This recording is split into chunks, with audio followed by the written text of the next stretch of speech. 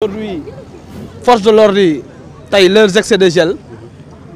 ak di gaz ay ñoo xamante yoruñu xeer yàquñu tojuñu juste accompagner leurs camarades leurs frères Farba Ngom. Vous l'avez vu la scénario hier comment on appelle la Cour des comptes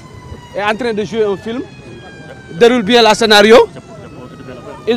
veulent étouffer l'affaire avec d'autres personnes. Actuellement, ils feront une conférence de presse avec le perroquet de la République, un premier ministre qui est indigne, dans un pays normal, Ousmane Sonko ne serait pas un premier ministre du Sénégal. Actuellement, sa place est en prison. Est-ce que vous ne craignez pas qu'il soit retenu ici, Farba Ngom? Je dis, moi je ne suis pas le juge. Nous avons foi à la justice, parce que moi j'ai été arrêté par des conditions que vous savez vous tous. Mais la juge a lu le droit. Le juge du moins a lu le droit. Et j'ai été libéré. Malgré qu'ils ont mis quand même quelque chose en bas pour enlever mes droits civiques. Et aussi, je rappelle ça aux journalistes, j'ai été condamné avec une amende de 200 000 francs pour que je ne puisse plus jouir de mes droits civiques. Vous voyez, vous avez vu. Maintenant, nous avons introduit un appel. Nous attendons que cette affaire soit rejugée. Mais juste pour vous rassurer que nous, dawuñu tayiwuñu dinañu taxaw xeex lu ñu yoon may dinañ ko def. Mais prison du gàcce dem prison du loo xamante ne ñi bon ñoo fa nekk parce que man j'ai rencontré ay nit ñu baax. Mais juste pour rappeler à Ousmane Sonko avec Cour des comptes aujourd'hui normalement dans un pays normal la Cour des comptes devait démissionner parce que vous ne pouvez pas certifier des chiffres de 2019 jusqu'à 2023 ngeen xëy 2025 ngeen génne yeneen chiffres ngeen ne chiffres yi bees yi ñoo valable donc finalement à qui faire confiance. Parce que tamit lu gën a garaaw mooy mënoon nañu ko génne bu yàgg mais lu tax ñi xaar ba jour veille convocation Farba Ngom ñi teg ko loolu yëpp da ngeen ko war a xalaat. C'est fait à dessein. C'est fait à dessein loolu mooy mbir mi man Omar Sow de du ma cautionner ku piller alal réew mi du ma cautionner ku sàcc mais damay cautionner justice damay cautionner indépendance de la justice damay cautionner les corps de contrôle nañu génn ci politique bi bu nekkee nag dañoo bëgg a politique ñu ànd ak ñoom politique. Président des cours des comptes ñoom ñëpp bu ñu bëggee politique ak ñi fa nekk seen membre nañu dem jënd carte Pastef ñun am nañu carte APR ñi am nañu carte leneen ak leneen ak leneen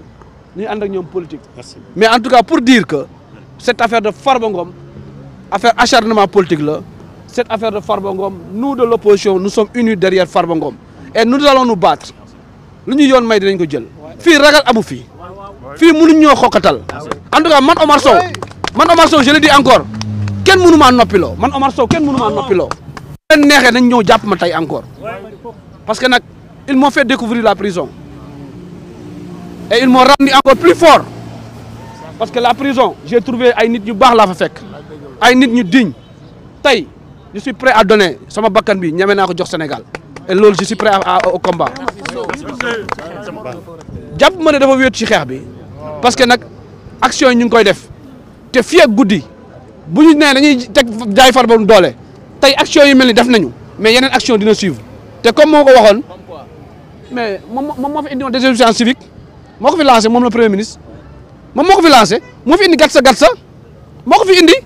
moo ñu jàngal nu ñuy xeexee moom moo ñu ne bu ngeen amee loo leen naqari def leen lii bu ñu leen convoqué te d'accord leen ci justice def leen désobéissance civique mais loolu yëpp mën na xew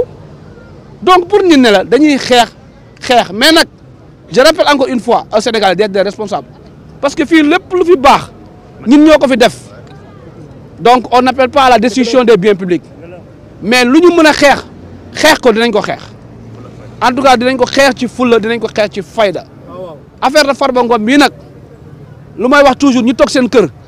surtout les anciens ministres de l'ex-régime je m'adresse à vous ces traîtres ces directeurs généraux c'est yéen da ngeen jàppale tey barki démb kal la woon aujourd'hui c'est Farba demain ñu toog Almadi jàppale ni ñoom dañoo rëcc wala ñu toog ay point jàppale ni ñoom dañoo rëcc dañuy nax seen bopp parce que ce régime là ne fera pas de cadeau képp koo xam ne bokkoon nga ci Macky Sall et maintenant nous sommes comptables de ce régime passé et lépp lu fi mun doon xew ñun nous sommes comptables. Macky Sall bu nekkee mercenaire la bu nekkee dafa rey ay nit kon ñun ay man Omar Sow raykat nit la parce que j'ai été à ses côtés et j'ai travaillé fidèlement et je l'ai servi fidèlement et je l'ai servi loyalement loolu il faut ñu xam ko donc Macky Sall bu ñu koy poursuivre ci ay crimes man Omar Sow nañ ñëw jël si ma ci ay crimes yooyu parce que nag du ma nekk ci régime mu am loo xamante ne lii nag moo tax ma doon alerté ba ne leen ñii duñu ay nit ñii ils sont méchants ils sont aigris moo tax kenn waru leen jox nguur j'ai eu raison devant mes camarades mooy bu ñu leen di def la loi d'amnistie ñii leur place était en prison Pastef nous devons l'exterminer loolu la moo fi waroon am parce que ñii waruñoo yor dëkk waruñoo gérer réew te duñu ay nit ñu baax te ils ne feront pas de cadeau parce que man mi mos naa keneen dina mos na xam naa dinaa mosaat te du yàgg mais incha allah par naa pour mos mais nag comme ni ma koy waxee prison bu ma demoon dew ma fa woon pour gàcce je remercie aussi le président Macky Sall bu jël avocat mu fekk ma fa le maire Barthélémy Dias maa ngi koy remercier bu baax a baax di ko sant di ko gërëm di remercier mes camarades ñi ma bokkoon parti Farba Ngom qui m'a soutenu ñoom ñëpp j'ai eu le soutien voilà loolu